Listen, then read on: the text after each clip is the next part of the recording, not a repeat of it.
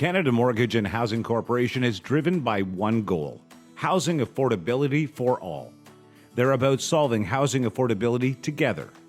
CMHC offers supply-oriented programs, funding programs, market intelligence, research, data, and a team dedicated to push the boundaries of housing innovation. Visit cmhc.ca to learn more about how you can play a role in their ambitious goal that by 2030, everyone in Canada has a home that they can afford and meets their needs. CMHC helps make housing affordable in many ways. Learn more about Canada's National Housing Strategy, funding, research, and so much more at cmhc.ca. We at On the Way Home would like to acknowledge the original stewards of whose lands this podcast is recorded on. In York Region, we recognize we're on the traditional territories of the Wendat, the Haudenosaunee, and the Anishinaabe peoples, and that this is the treaty lands of the Mississaugas of the Credit.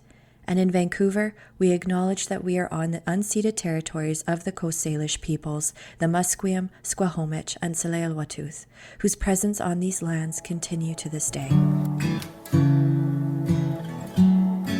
Welcome to On the Way Home, a podcast dedicated to the issues surrounding homelessness and the incredible experts making a difference in the lives of homeless people. Remember to subscribe to the podcast anywhere you're listening and share it with a friend. Welcome to another episode of On the Way Home. I am Michael Braithwaite from Blue Door, your host. Every week we are so fortunate to have so many talented people that come on the show and talk about all things housing and homelessness. They talk about the solutions, the challenges. We have lived experts that talk about their experience that we can learn from. That's so powerful. And we share that info because here's what we do know. We know that we need to build awareness and education around this. That is powerful to make change happen. And that's what's happening on this show. The show is brought to you by Blue Door, my organization, of course, doing great work for 40 years in York Region around preventing and ending homelessness, and the national organization, the Canadian Alliance to End Homelessness, amazing organization that's been doing great work nationally for over 10 years. They continue to work on the Vote Housing campaign right now, but they're doing so much more, Built for Zero, and then some. So check out their website at caeh.ca. Now let's get to today's guest. We have two amazing guests. One has been on before. He has changed his haircut, so you might not recognize him. I think it's the key to some of the work we do. If you are fundraising, you need to change up your look here and there because then people forget they've given you before. You might have a shot at a second donation. Maybe that is his motivation. But before we get to him, let's talk about Julie McNamara, who's the CEO and an award-winning event planner and communicator. She is also CHRA's events manager. It comes to CHRA, having served several years as conference planner for the National Trust for Canada and with the corporate events team at the House of Commons. Julie is the primary lead in organizing the CHRA Annual Congress on Housing and Homelessness, as well as other CHRA events. In her spare time, which I'm sure she doesn't have that much of because she is so busy, Julie is busy running the Julie & Co. empire. Established in 2011, Julie & Co. grew from a small wedding planning company to a vibrant social enterprise offering a diverse suite of events and public affairs services. You can also find her volunteering. Where does she find the time? She's volunteering with local organizations that serve her community or sipping chai tea lattes at her hometown dog park with Elsa, her cane corso boxer mix. Ooh, very cool. Very cool. We are a big supporter of dog families here at On the Way Home. And we are also joined by Jacob, who is the Director of Programs and Strategic Initiatives for the Canadian Housing and Renewal Association, CHRA, as previously mentioned. In this role, he acts as CHRA's Senior Program and Content Lead.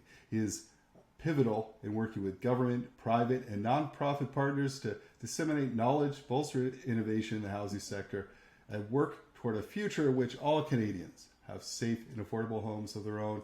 Most importantly, and I think it's all important, but most importantly for our listeners today, Jacob put together the programming for this year's CHRA Congress on Housing and Homelessness, happening online from April 26th to 28th, When he isn't working to build stronger housing sector, you can find Jacob hiking, sipping a good whiskey, or telling cringeworthy dad jokes, often all at once. Awesome. Welcome, Jake and Julie, to the show. Really happy to be here. Thanks for having us again. Yeah, thank you for having me on. I don't know, Julie. I think Jake should repeat that. He said, his words said, "I'm happy to be here." His tone said, "I'm having a rough day." Jake, let's hope it gets better, buddy. So we always start with this standard question for everyone coming on. And Jake, I think this is your second crack at doing this. So let's see if your answer has changed, because it is ever changing. We're going to start with Julie. Julie, what does home mean to you? Yeah, home is that space where you're most comfortable and most safe, and you can truly be yourself. For me, particularly, it's where the best ideas and relationships grow. Awesome. Concise there. Perfect. Well said. Mm-hmm. All right, Jake, It's on to you. it's really good that Julie's the concise one, because I'm a bit of a rambler sometimes when I get really, really into something. If I were to close my eyes and picture a home, I think of four walls and a roof. But of course, we know that a home is so much more than that. Like Julie said, home is really a place where you're comfortable, where you can be yourself, and where you can foster and grow relationships, whether that's with other people like your parents, your kids, your partner, or if you're Julie, with her gigantic dog with a princess name, Elsa. Hilarious name for a gigantic dog, but I digress. I definitely agree with what Julie said, but to me, the concept of home also invokes a sense of community and a sense of interconnectedness. Our homes are both physically in the heart of communities, and we also feel a sense of community with the people that are around us. And I would say, just in light of COVID-19, the 2 years of pandemic living that we have just gone through and are continuing to go through, it's really illuminated that home is actually everything. It's where we go to sleep at night. Or during the day if we need a nap, right? But it's also our offices, our children's schools, our gyms, and for me personally, it's also been my wine bar. But home, most importantly, means that home is really having a place of safety, the means to keep yourself healthy, and being able to connect with your community. Very cool. I heard you mention community a couple times in there. And in chatting with you before we came on the podcast, you said that community is the heart of housing and homelessness sector. Can you expand on that and how the CHRA 2022 Congress in April will help to restore that? Yeah, absolutely. I think what Julie and I are both getting at before is that the concept of home is about people, and so is community.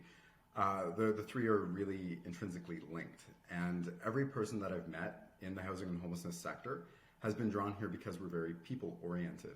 We want to support people, especially our most vulnerable neighbors, to live their best lives, to be healthy, happy, and have homes that suit their needs. This actually reminds me of the last time I was on the podcast with you, Michael, when we were talking about the Housing Professionals Mentorship Program. One of the questions that we were discussing was about what brought us to the sector. And my takeaway from that was that we all have come from these really different, unique paths, but we're here because we want to do good for people. And to give Julie a little bit of a shout out, she's one of my favorite colleagues I've ever had. And we talk pretty much every day about what we could do, what creative ways we could find to do good for people, specifically through working in the sector, both at CHRA and beyond. We've both done a lot of work and have like a really deep, nuanced background in helping organizations achieve their goals, working with governments and the public in different capacities. And so we recently started this public affairs consulting practice through Julie's event management and communications company, Julie & Co. As the public affairs lead, I've been working with Julie to build out the practice in a way that so we can help organizations in the housing and homelessness sector achieve their goals, to help more of our neighbors get into homes they can afford and that suit their needs, including all of the services that are needed to ensure that they're adequately housed and supported. I'm digressing a little bit. I'm just so excited because we launched about, I think 2 weeks ago today, or maybe even a little less than that. I would encourage anybody listening to reach out to us, to chat with us about it and see how we could help you out. Yeah, back to the point of the podcast, now that I've digressed a little bit. My previous point, if I've learned anything about our colleagues from across the sector, it's that caring for and supporting people is at the core of everything that we do, everything. And that was so incredibly apparent as Julie and I were working together, reviewing the dozens of session proposals that we used to craft the content for Congress this year. Congress really allows us to showcase the amazing work that we're doing, or not we, people in the sector in general, are doing in multiple areas, like in different facets of work throughout the sector, from responding to the COVID-19 pandemic, to fighting NIMBYism, to what you're going to be talking about in your session at Congress, Michael, about reimagining our journeys through the housing sector. And you know, after 2 years of pandemic living, I think I can speak for all of us when I say that I think we're really missing that sense of community we feel from gathering together. And even in an online format, Congress is an amazing opportunity for us to convene, for us to be inspired together, and have our sense of community buoyed by engaging with the great work that our colleagues are doing across the sector to put people first. Well said. Listen, believe it or me in the importance of community. And I'll say this, we create community at emergency housing centers like Blue Door, right? And from our failures in the past, what we used to do is a home is not community until you make it community, right? So we would get people out, we'd get housing first, we'd get them into housing, and then wonder why it failed, because we took them. We actually created a community where they had 24 other friends. They had people that cared, put them into a home where they were on their own, and all that disappeared. If we don't try and integrate people into communities and wrap that community around them, you don't really create that sense of a real home versus just a house. So community is really important. And you're right with your colleagues, that community is just, the excitement it builds. Here's what others are doing. Here's what we can learn. Here are the challenges. We're not alone, that kind of thing. And Congress certainly does that. Julie, I'm hoping you can help us understand a little bit more about what CHRA's Congress really is. Sure. So the title, a Congress, it's actually kind of confusing because I don't know that I'd call it a Congress. It's kept that title because at some point, in the 60s, somebody thought it was just a Congress of people coming together to talk about housing and homelessness. It's actually a conference now. It's a large event, many sessions. So we're gonna call it a conference. But it's a great opportunity for organizations to engage with leaders in housing and homelessness from across Canada, but also globally, to connect with current and potential partners and to learn about new policies and programs that can benefit your organization. And then bring those best practices that you've heard spoken about in the sessions or through the courses back to your organization and then start putting those in place. Michael, you said something about learning from your failures. I think that that's something that at CHRA and through the sessions, people will hear about failures. We tried this, it didn't work. Don't fail, we already did. I think that was something that I saw by hosting some of the online sessions last year, was people were willing to talk about their failures. So it was really interesting. It was great. Very cool. I think the reason you still call it Congress is because your executive director, Jeff Morrison, he just likes how it sounds. It sounds so regal that you're not just going, it's not just a conference, this is Congress. I think that's my opinion anyways, but it absolutely is a wonderful, wonderful conference. And we're going to have to call it Congress, though, because that's what it's called. That's right. Now, this year's, of course, is virtual. You're going to have it in Quebec City. I was really excited about that. And people are a little zoomed out, but they get it. Virtual conferences have been a reality for a while. What do you and the team have in store to make it special and exciting? Sure. You just mentioned our executive director, Jeff.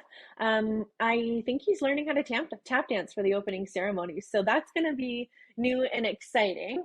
But other than that, as Jake kind of alluded to earlier, we've pulled together some amazing and diverse speakers from across the sector. That's going to be seen both in the panel sessions and in the keynotes. I don't want anybody to feel like they don't need to join us in the keynotes or the sessions because they've heard it. It's really spread throughout.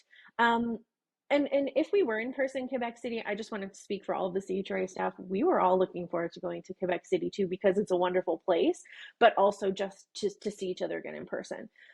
But there is a positive spin to going virtual. It's that we had access to more people who might not be able to join us in Quebec City. So people with lived experience, for example, might not have been able to make the trip out to Quebec City for a number of different reasons. But now we get to have them on our panel, and their perspective, as well as other perspectives, is so important. Now, I don't want to steal Jake's thunder because I know he's going to take a deeper dive into explaining kind of what the sessions are and what we can find. But I'm super excited for some of the Indigenous content that we're bringing this year. That content to me is always so interesting. One, because it's not something I'm involved in a lot or super knowledgeable about. But from speaking with our Indigenous caucus, this content is going to be really, really good. There's also going to be significant announcements like the federal budget that's coming kind of in later March or early April. And some of our speakers are those people in politics that we want to hear from after those announcements are made to answer those questions. We're expecting a lot of housing items to be a major focus within those announcements. And again, because we're hosting those leaders, it's going to be the opportunity to have them discuss it and maybe be questioned on it, if you will. Yeah, if you want to be in the know, you've got to go to Congress because that's where you're going to find out so many new things from people with the power to do so. You mentioned Jeff. I think Jeff Morris has been tap dancing, politically for years. So I think I can't wait to see him do it virtually, and I'm sure he will be terrific at it. Jake, we're going to go back to you. One of the great things about Congress, it's always been really relevant to the time, right? It's fresh. With that in mind, what do you see as some of the biggest challenges to the sector? And what is Congress looking, or how is Congress looking to address them? Yeah, thanks, Mike. First, I would just say that we're really, really lucky to have such a hardworking, dedicated team that's putting in just hours and hours to make Congress an unparalleled event experience. I want to give two of my colleagues a shout out in particular. The first is Julie, who's with me today.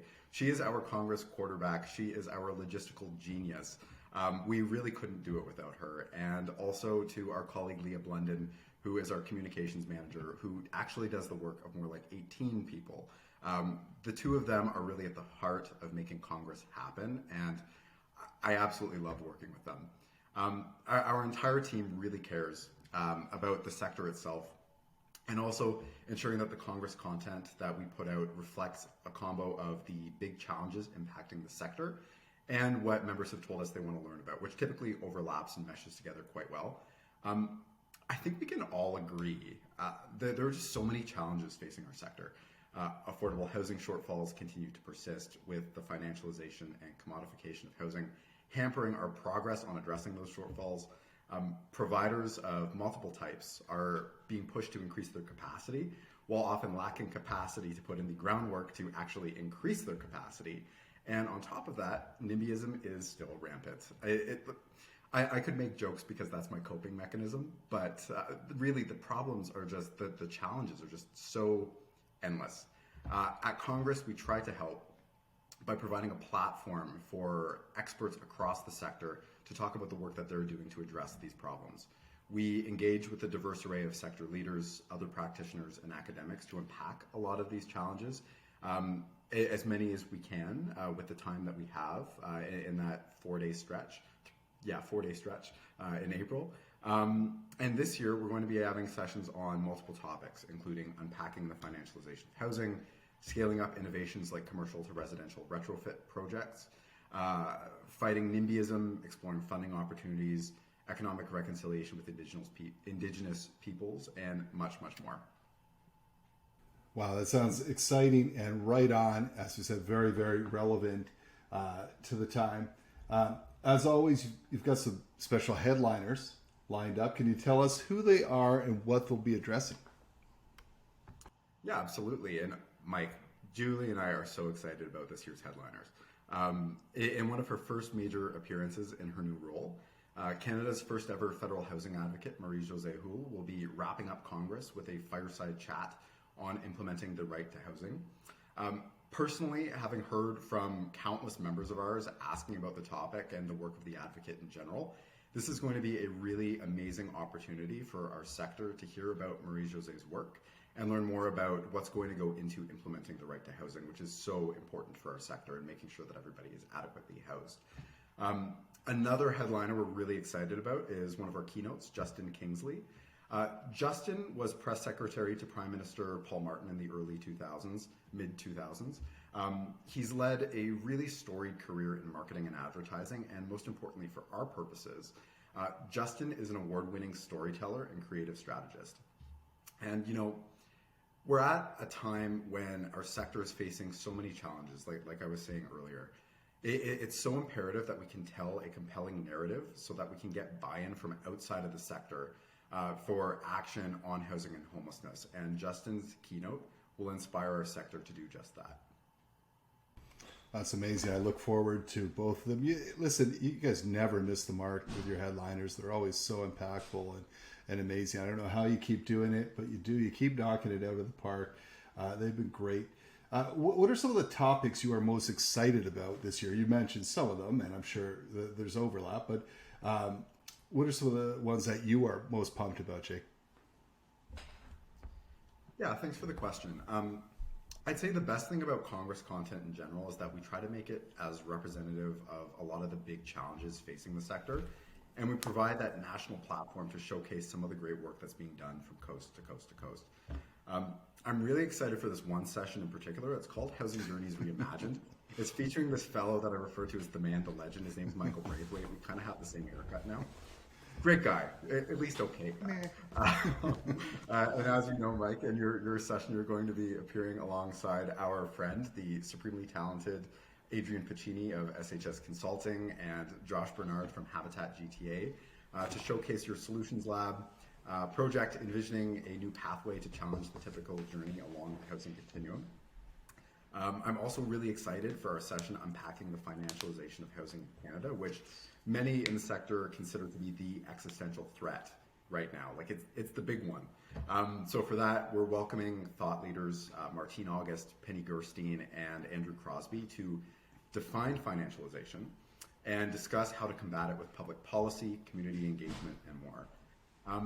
And I think if I were to mention a third, being cognizant of the fact that we've lived through 2 years of COVID-19, I'm really excited to be inspired by some of the amazing initiatives to respond to the challenges caused or illuminated by the pandemic in a panel discussion with three people that I respect quite a lot. Margaret Foe of AMA, Christina Maisnino of MNPHA, and Irene Martin-Lindsay of ASHA. And just to wrap up, I would reiterate that Congress 2022 has a really deep, nuanced array of content, and there's sure to be something that appeals to everybody in our sector. Yeah, no doubt. Some of the names you mentioned, you mentioned some former podcast guests, and it's interesting when you talk about the financialization of housing. We've had Lalani on before, we've talked about it, but here's the key thing at this Congress: we're not going to say this is just what it is, but here's some strategies to deal with it, which is so important. You're right, that is huge. So very, very exciting. Julie, if someone was to ask you what the greatest benefits, there's so many, but what are the greatest benefits of signing up for Congress would be, what would you tell them? I've narrowed it down to three, and you just mentioned my first one is really learning those best practices through those panels. Is it's not just here's what's up, it's here's how to apply it a little bit and kind of what we've learned from making those mistakes or just going through the process ourselves. On top of that, or beside it, is the courses that are kind of supplementary to Congress that we're offering before, and that's why Jake said it's 4 days of Congress, because for us it is 4 days. The regular Congress is 2, but there is pre-Congress as well. So there are things in those courses. There's one on how we call it Homelessness 101, and then there's a policy course as well as new this year. Our colleague Mary is running a course through CIH Canada about numbers and statistics, and we don't necessarily have all of that available to us, nor do we know what to do with it. I certainly don't. Like, you can tell me 20% of X is Y, and I'm like, okay, cool, but what does that mean? Like, do you know what I mean? So I think that course is going to be really important, and it's new to us. The other thing, Jake has given me two compliments. I might as well give him one. It's the Innovation Forum, which is completely Jake's brainchild, and people can really benefit from it because he's created these sessions that are gathering people from outside of our sector, and combining it with people from inside of our sector to talk about things that we don't normally talk about, and thinking outside the box, which is hard to do. Where I think people in the housing and homelessness sector are so bogged down with what we have to do that sometimes it's hard to think outside that box. But I think by starting this conversation about these new ideas at Congress, we're helping people to at least start the thought process within themselves to make that change within their organization.